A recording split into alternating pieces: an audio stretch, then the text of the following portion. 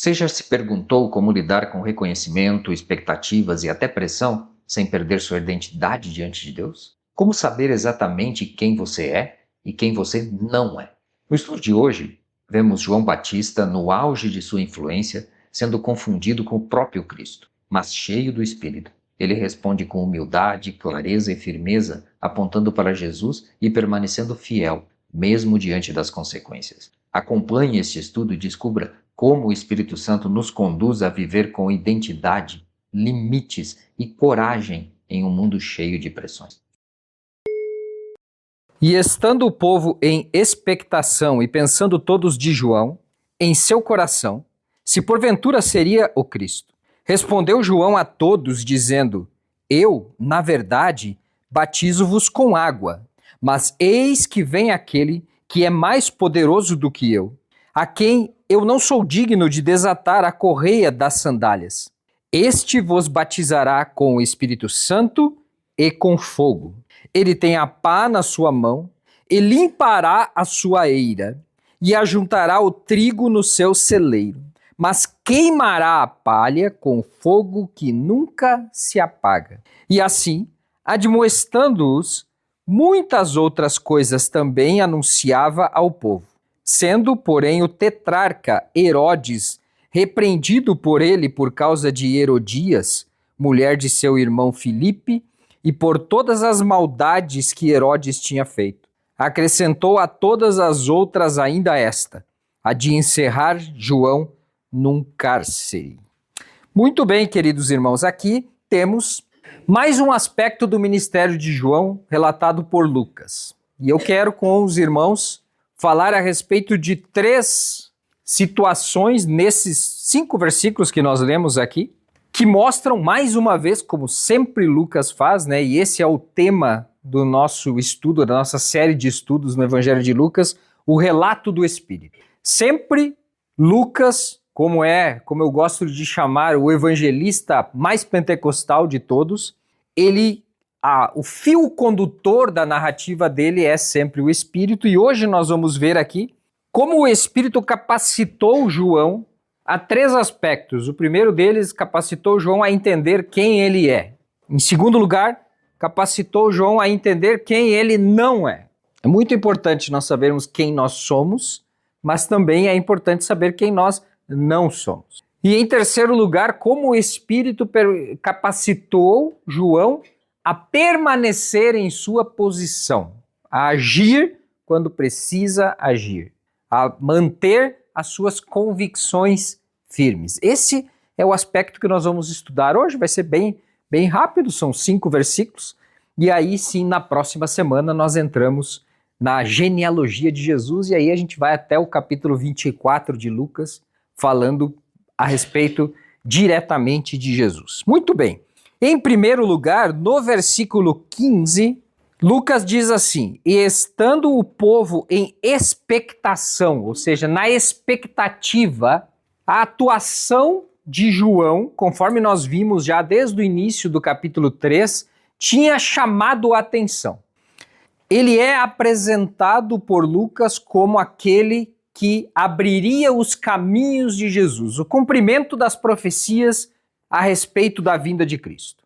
Ele prepararia o caminho, ele pregaria o arrependimento, ele aplainaria o coração das pessoas, preparando para o arrependimento. E aí, na segunda parte do capítulo 3, como nós vimos na última semana em que estivemos reunidos, nós entramos em mais detalhes na mensagem de João propriamente dita. E nós vimos ele pregando para uma multidão que procurava ele querendo se batizar. Então nós vimos que a multidão que procurava ele querendo se batizar recebeu uma mensagem dele, uma orientação, mas certamente muito mais pessoas procuravam ele. Então multidões de pessoas procuravam ele. E nós vimos que ele pregou a respeito do fruto digno de arrependimento. E confrontou as pessoas dizendo que elas precisavam demonstrar que de fato estavam arrependidas, que não era simplesmente um ritual mecânico a ser submergido na água e pronto, estou batizado.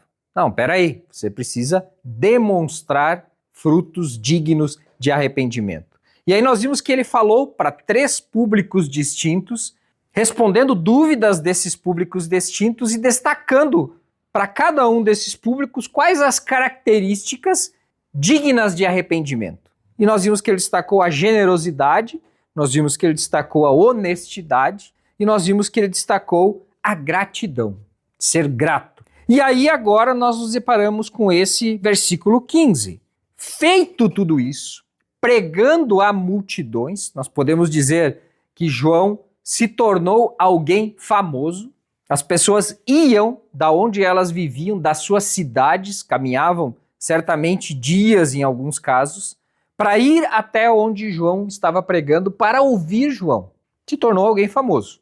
E aí as pessoas olhavam para aquela mensagem, não há relatos de que João fazia milagres ou coisa do tipo, mas as pessoas ouviam a mensagem de João, a forma como João pregava, a convicção que João pregava, as multidões se arrependendo e sendo batizadas por eles, e criou nisso nas pessoas, segundo Lucas nos diz aqui, uma expectativa.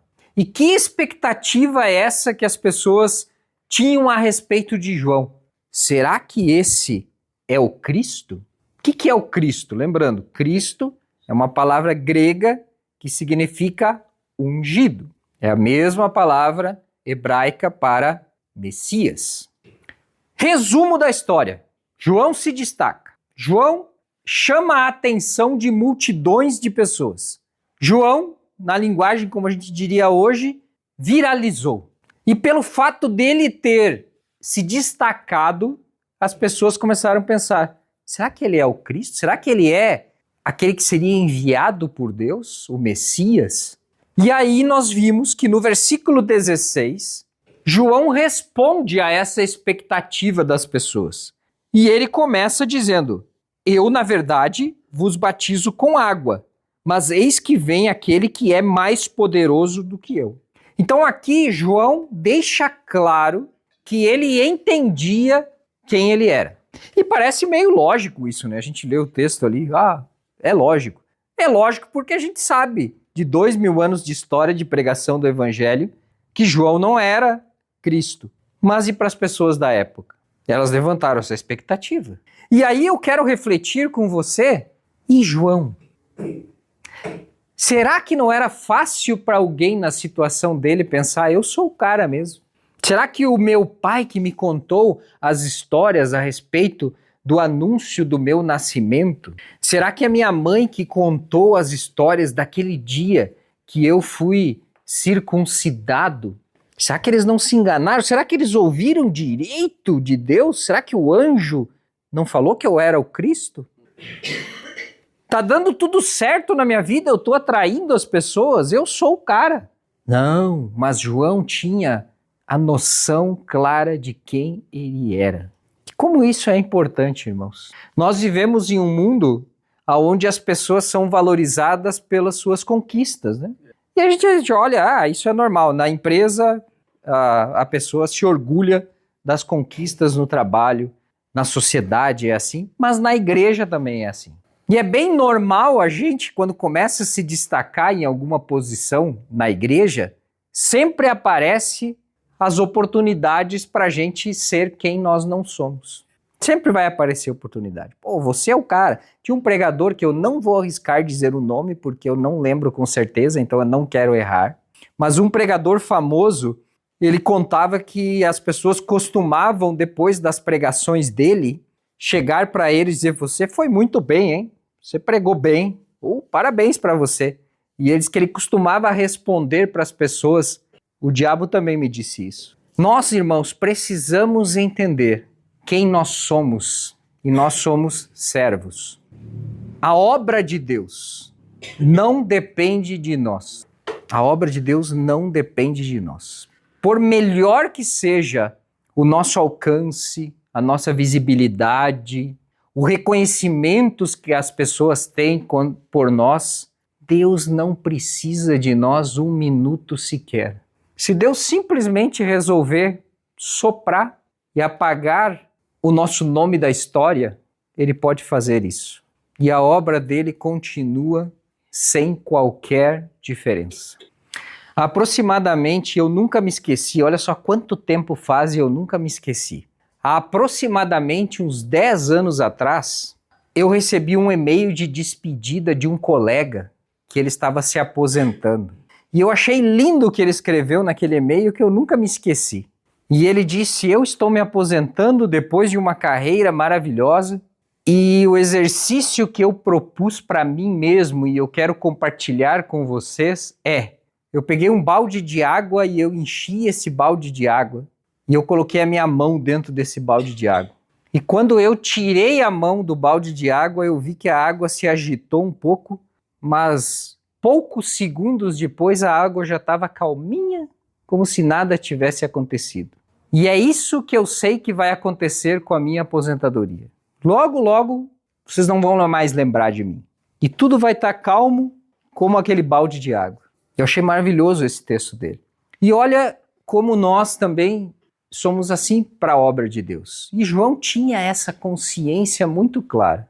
E que nós possamos também, irmãos, ter essa consciência. E qual é o resultado quando nós temos essa consciência? Primeira coisa que eu vejo quando nós temos a consciência de que nós não somos necessários para Deus. Nós somos imersos, nós somos tomados por um sentimento de gratidão. Se eu sei e reconheço do fundo do meu coração que Deus não precisa de mim para nada, qualquer coisa que eu tiver oportunidade para fazer, eu vou fazer com tremenda gratidão. Porque eu sei que ele não precisava de mim, ele podia colocar qualquer outro no lugar. Esse é o primeiro ponto. O segundo ponto, valorização. Valorização. É você entender que Deus podia dar aquela oportunidade que vocês têm para qualquer pessoa. Para ele não faz diferença alguma, mas ele escolheu dar para mim, ele escolheu dar para você. Valorização. Gratidão e valorização, irmãos, é algo fundamental para nós servirmos a Deus. E eu não estou dizendo aqui apenas falando às pessoas que têm responsabilidades ou cargos ou chamados ministeriais eclesiásticos, os obreiros, os irmãos que cantam, os irmãos que tocam. Todo cristão tem um chamado. O básico, cada um de nós, Deus tem um propósito e um chamado específico para cada um de nós. Mas todos nós temos um chamado genérico. O que é esse chamado? Ide por todo mundo, pregai o evangelho a toda criatura, fazei discípulos. Esse é chamado para todo mundo. Não é só para obreiro, não é só para pastor, não é só para evangelista, é para todo mundo. E aí, meus irmãos, nós entendemos que nós não somos nada, não merecemos, e Deus nos deu algo valiosíssimo. Algo que dinheiro no mundo não pode comprar. Se a gente fosse medir qual é o valor da oportunidade de servir no reino de Deus, não tem como medir esse valor. Não tem algo mais especial nesse mundo do que servir a Deus. E não é, de novo, irmãos, servir a Deus, eu não estou aqui no sentido restrito da palavra, ter um cargo na igreja. Eu estou dizendo servir a Deus no meu trabalho, na minha família, na minha comunidade. Eu sou um servo de Deus. Eu me vejo como um servo de Deus. Estou falando eu aqui no sentido nós somos servos de Deus. Qual é a postura que um servo de Deus deve ter? Reconhecer isso é muito importante, irmãos. Nós temos uma tendência na medida em que as pessoas vão nos reconhecendo, nós esquecemos disso. E a gente começa a achar que a gente é importante.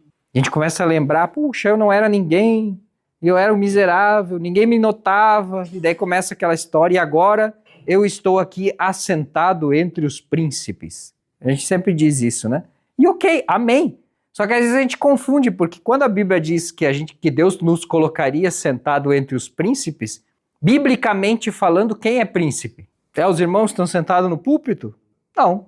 Biblicamente falando, os príncipes, aqueles que são sacerdócio santo, é toda a igreja. Então não importa se eu estou no púlpito ou se eu estou lá atrás no último banco, eu estou assentado no meio de príncipes. E nós temos que honrar isso. Nós temos que entender isso. E João, irmãos, nos dá uma lição aqui. Calma lá, peraí. Vocês estão pensando que há alguma possibilidade de eu ser o Messias, de eu ser o Cristo. Não, eu não sou. Eu tenho claro que eu não sou, e em momento algum eu duvidei disso. Eu sei quem eu sou. E aí vai para a segunda parte, a continuação. E eu sei quem eu não sou. E aí ele começa dizendo, olha aqui, eu posso batizar vocês com água, mas aquele que vem, que é mais poderoso do que eu, a quem eu não sou digno de desatar o seu cadarço, este vos batizará com o Espírito Santo e com fogo. Opa! Eu posso pregar, eu posso batizá-los, efetuar um ritual visível aos olhos de todos, um ritual público. Eu posso, diante de uma multidão, pegar vocês e submergir na água e batizá-los com água. Mas isso não faz muita diferença, como ele já tinha dito no tópico anterior que nós vimos, porque é preciso frutos dignos de arrependimento. Nós podemos, irmãos, levar as pessoas a Cristo, nós podemos falar do Evangelho, nós podemos, com o nosso exemplo, evangelizar, abençoar, nós podemos tocar vidas, mas termina aí a nossa capacidade. Aí vem aquele que é mais poderoso do que nós. E esse que é mais poderoso do que nós, batiza com o Espírito e com fogo. Aí a conversa é diferente, porque o Espírito, ou o Espírito Santo, como Lucas usa aqui, explicitamente, não é algo externo, mas é algo transformador. Regenera, transforma, pega aquele que era condenado e dá um novo nome, uma nova história. Esta é a obra completa da salvação. Hoje em dia, batizar com água, qualquer um batiza. Tranquilo. O problema é só tem um que batiza com o Espírito Santo. E nós temos que reconhecer isso. E João, portanto, sabia o limite da sua atuação. Ele podia falar a respeito de um Salvador, mas ele não salvava. E como nós devemos ter consciência disso? Nós precisamos entender, irmãos, que nós não somos capazes de fazer, como seria bom. Como seria bom se nós pudéssemos pegar os nossos entes queridos e abrir o coração deles e colocar uma fé firme dentro do coração deles. Como seria bom se nós pudéssemos pegar todas as pessoas e agora você é crente, fiel, mas não somos nós. E o que nós temos que fazer então? Fazer o que João fez. Ele entendia a incapacidade dele de fazer a obra completa, mas ele fazia o que cabia a ele. E eu, irmãos, há alguns anos eu entendi isso, quando eu estava refletindo a respeito de que às vezes nós somos muito bons em querer fazer o trabalho do Espírito Santo. O que é fazer o trabalho do Espírito Santo? A gente meio que olha assim e a gente escolhe quem são as pessoas para quem a gente vai falar a respeito de Jesus. E a gente diz, aquele lá está precisando, então eu vou evangelizar ele. Não, aquele lá não. Aquele lá ou é muito rico, não vai querer nada com Deus, ou é um baita de um pecador, não quer nada com Deus, e a gente começa a filtrar, sendo que não é o nosso trabalho isso. O nosso trabalho é falar a respeito de Cristo. O trabalho do Espírito Santo é convencer as pessoas do pecado. E João entendia muito bem isso. Então, meus irmãos, saber quem nós somos e saber quem nós não somos, ou seja, o que nós não podemos fazer, é muito importante. Olha, eu posso ser o melhor pai que alguém pode ter e me esforço para ser isso. Eu quero marcar a vida dos meus filhos, eu quero ser exemplo dos meus filhos. Eu quero ser o melhor pai, mas eu não posso abrir o coração dos meus filhos e colocar a fé dentro do coração deles. Isso é entre eles e Deus. E é isso que nós temos que entender. A gente precisa entender as nossas limitações. E quantas vezes nós sofremos porque a gente não entende a nossa limitação. E a gente fica insistindo, querendo fazer coisas que Deus não quer que a gente faça. Em todos os aspectos da vida. projetos que às vezes a gente fica insistindo, vai dar certo, e Deus não é para você.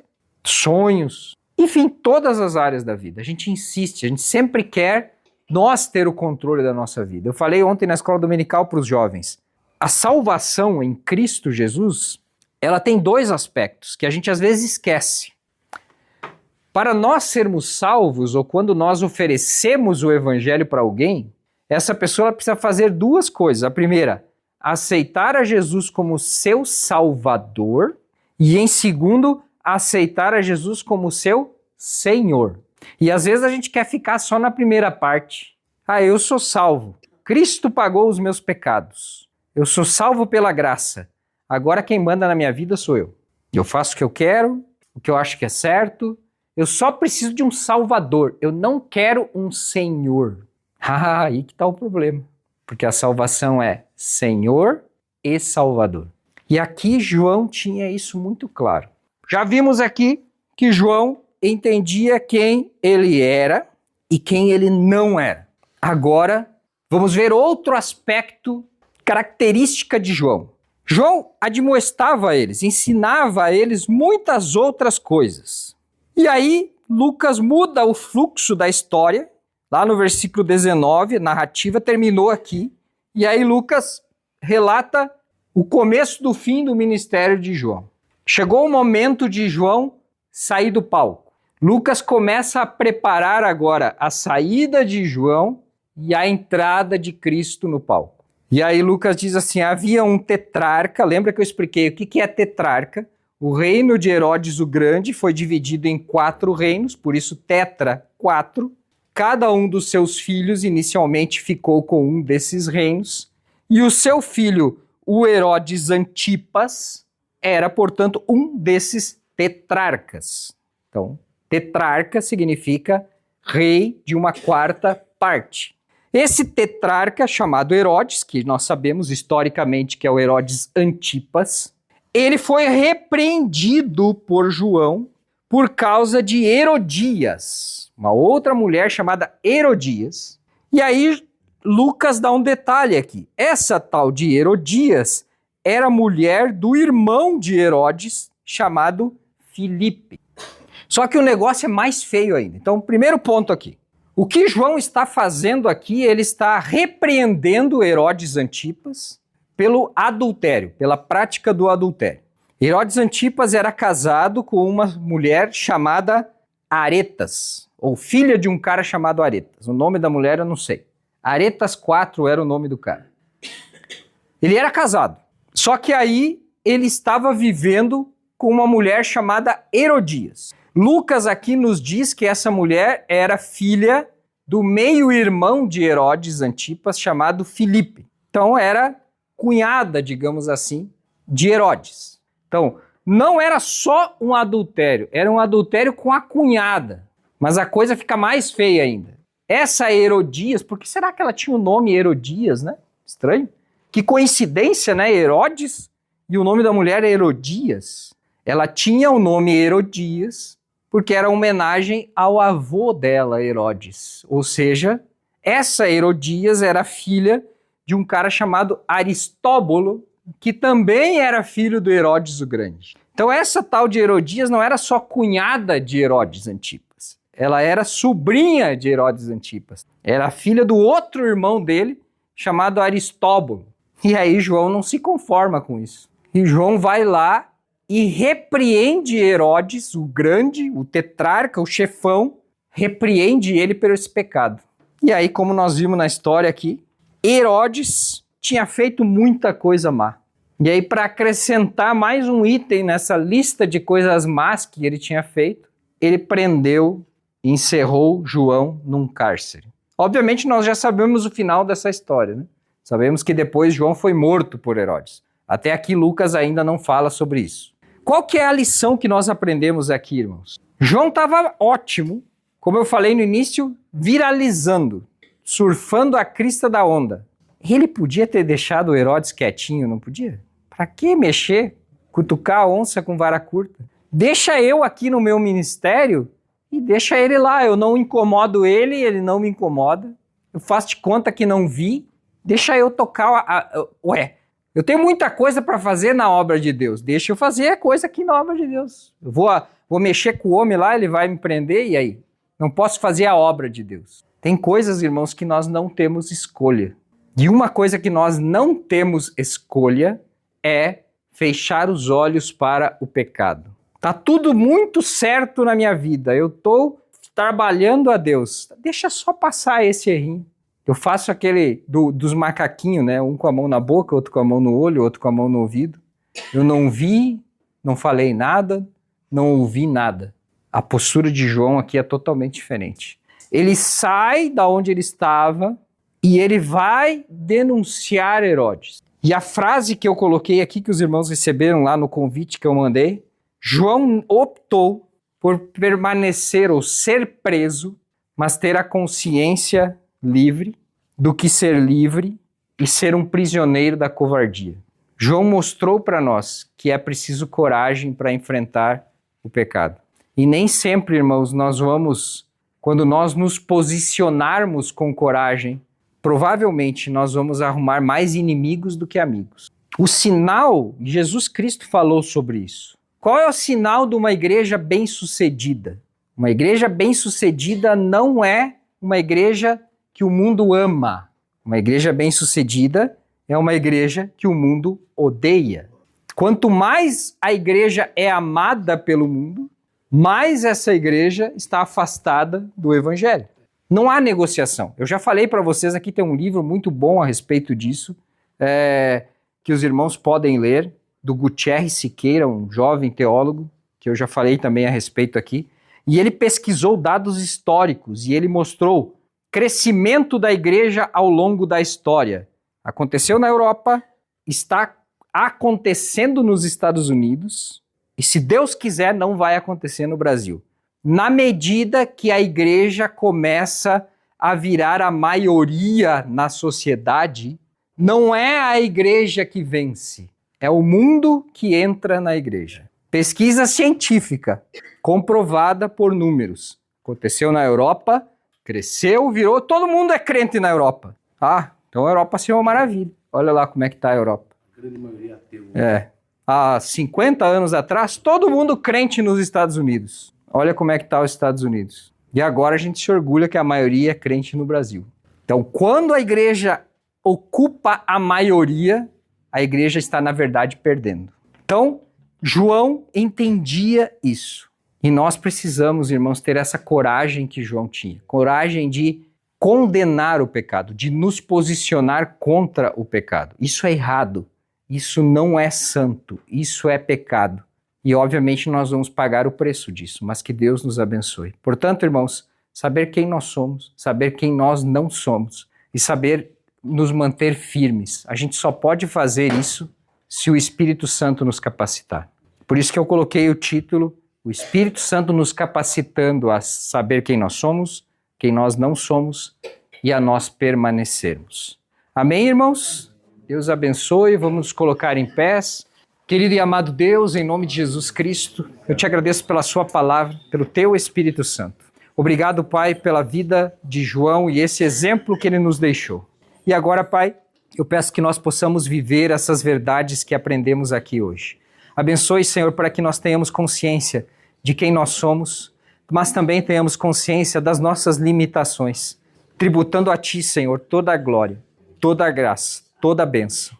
Pai querido, que possamos ser servos fiéis e servas fiéis, Pai, de Ti. E ajuda-nos, Pai, a vencermos a batalha do dia a dia contra o pecado, nos posicionando como servos e servas de Cristo. Abençoe, Senhor, os meus irmãos no retorno aos seus lares, nos dê uma noite de paz abençoada, em nome de Jesus. Amém.